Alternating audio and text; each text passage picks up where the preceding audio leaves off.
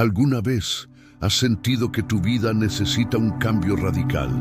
Que los sueños que perseguías ya no te llenan. Hoy vamos a hablar de un hombre que soñaba con batallas, gloria y conquistas, pero encontró su verdadero destino en el lugar menos esperado, una cama de hospital. Su historia nos enseña que a veces una herida puede ser la puerta a una vida mucho más grande. Su nombre era Íñigo López de Loyola, nacido en el año 1491 en el País Vasco, en España. Era el menor de 13 hermanos y creció en un castillo rodeado de espadas, armaduras y relatos de honor.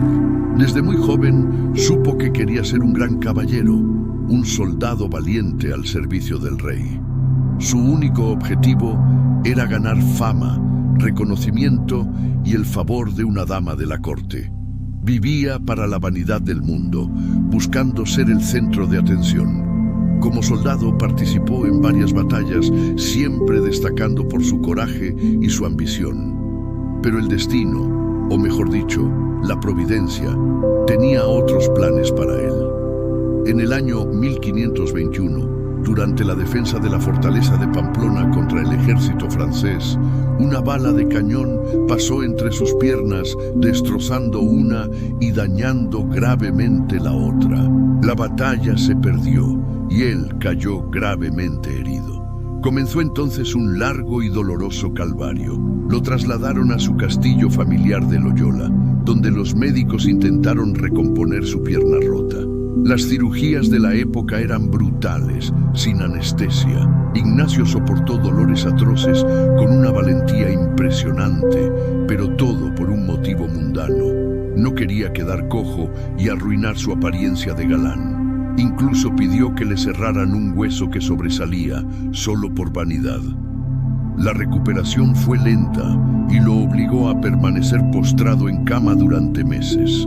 El aburrimiento era su peor enemigo. Para pasar el tiempo, pidió que le trajeran libros de caballerías, esas novelas de aventuras y romances que tanto le gustaban. Pero en el castillo no había ninguno. En su lugar, su cuñada le ofreció los únicos 2 libros que encontraron, una vida de Cristo y una colección de vidas de santos.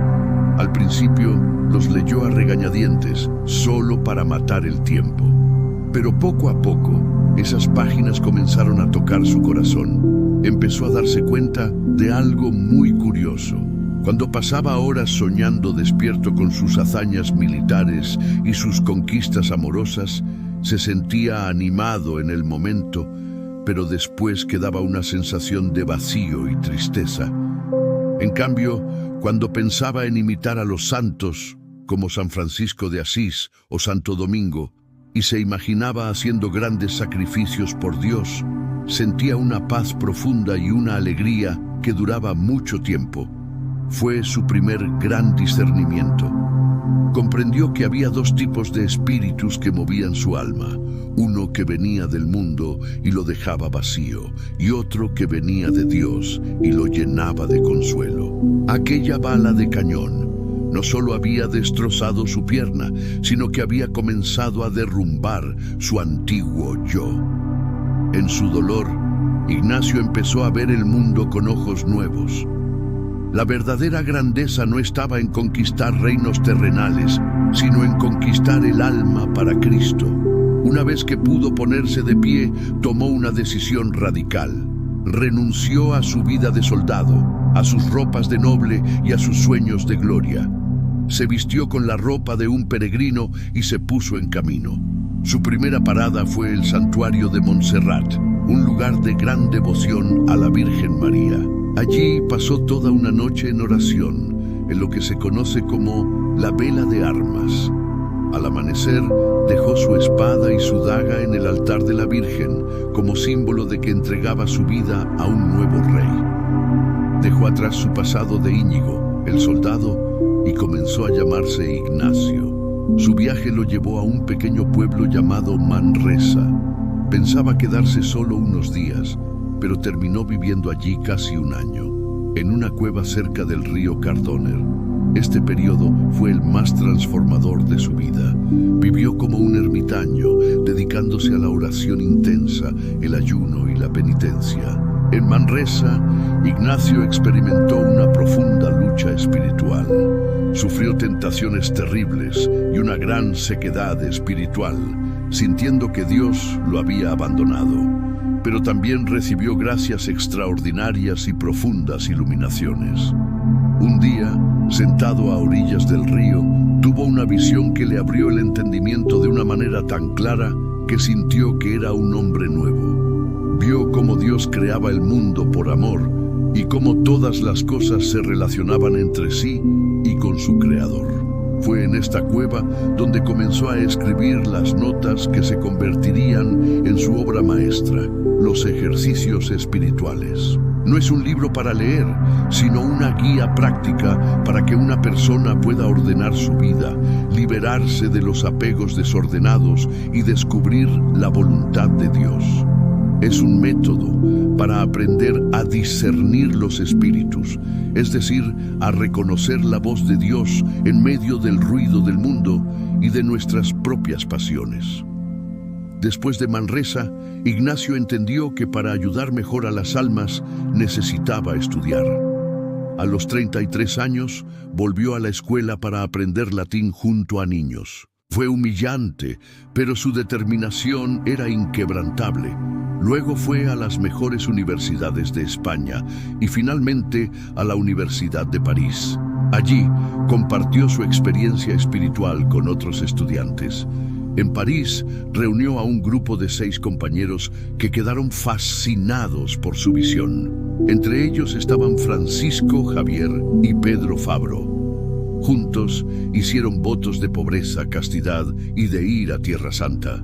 Si esto último no era posible, se pondrían a la disposición del Papa para ser enviados a donde hubiera más necesidad. Debido a las guerras, el viaje a Jerusalén fue imposible, así que se dirigieron a Roma para ofrecer sus servicios al Papa. En 1540, el Papa Pablo III aprobó oficialmente su grupo como una nueva orden religiosa, la Compañía de Jesús, más conocida como los jesuitas. Su lema lo decía todo: Ad majorem Dei gloriam, que significa para la mayor gloria de Dios. Este principio se convirtió en el motor de toda su actividad. Ignacio enseñaba que no se trataba solo de hacer cosas buenas, sino de buscar siempre el magis, el más. ¿Cómo puedo amar más a Dios? ¿Cómo puedo servirle mejor?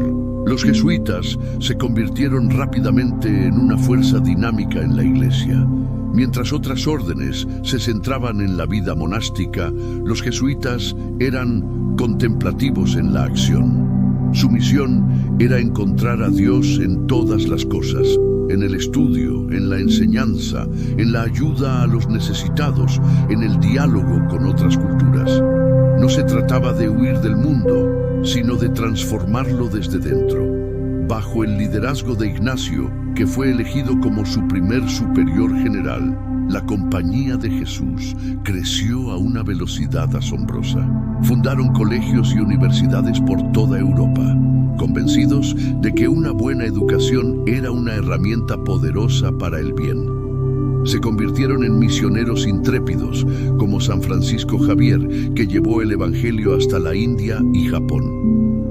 Se dedicaron a la defensa de la fe, a la predicación, a dar los ejercicios espirituales y a ayudar a los pobres y enfermos. Ignacio pasó los últimos 16 años de su vida en Roma, gobernando la compañía desde una pequeña habitación. Desde allí escribió miles de cartas, guiando a sus jesuitas esparcidos por todo el mundo, consolidando la estructura de la orden y profundizando en su espiritualidad. Nunca dejó de ser un peregrino en su corazón, siempre buscando cómo servir mejor a Dios. Murió el 31 de julio de 1556, casi de forma inesperada. Sus últimas palabras fueron el nombre de Jesús. El soldado que soñaba con la gloria del mundo había muerto hacía mucho tiempo para dar paso a un soldado de Cristo que solo buscaba la gloria de Dios. Fue canonizado por la Iglesia en 1622, el mismo día que su gran amigo y discípulo, San Francisco Javier. El legado de San Ignacio de Loyola es inmenso. Sus ejercicios espirituales han guiado a millones de personas a lo largo de los siglos, ayudándoles a encontrar a Dios en sus vidas. Las universidades y colegios jesuitas continúan formando a hombres y mujeres no solo en el conocimiento, sino también en el servicio a los demás, bajo el lema de ser hombres y mujeres para los demás. La historia de San Ignacio nos deja una lección poderosa. Dios escribe derecho con renglones torcidos. Una herida de guerra, un fracaso, un momento de dolor, puede ser el comienzo de una nueva misión. Nos enseña que la verdadera batalla no se libra en los campos de guerra, sino en el interior de nuestro propio corazón. Y que la victoria más grande no es conquistar el mundo, sino entregar nuestra voluntad al amor de Dios. Si esta historia te ha inspirado y crees que Dios también puede transformar tu dolor en un propósito, te invito a que te suscribas al canal, dejes tu me gusta y compartas este video. Ayúdanos a que más personas descubran la fuerza del Espíritu Santo a través del increíble ejemplo de San Ignacio de Loyola. Ahora, unámonos en oración con las palabras que él mismo compuso. Señor mío, Jesús Cristo, enséñame a ser generoso, a servirte como mereces, a dar sin medir, a luchar sin miedo a las heridas, a trabajar sin buscar descanso y a gastar mi vida sin esperar otra recompensa que saber que hago tu santa voluntad. San Ignacio de Loyola, intercede por nosotros, para que encontremos a Dios en todas las cosas y sirvamos siempre con amor y humildad. Amén. Gracias por acompañarnos. Nos vemos en el próximo video.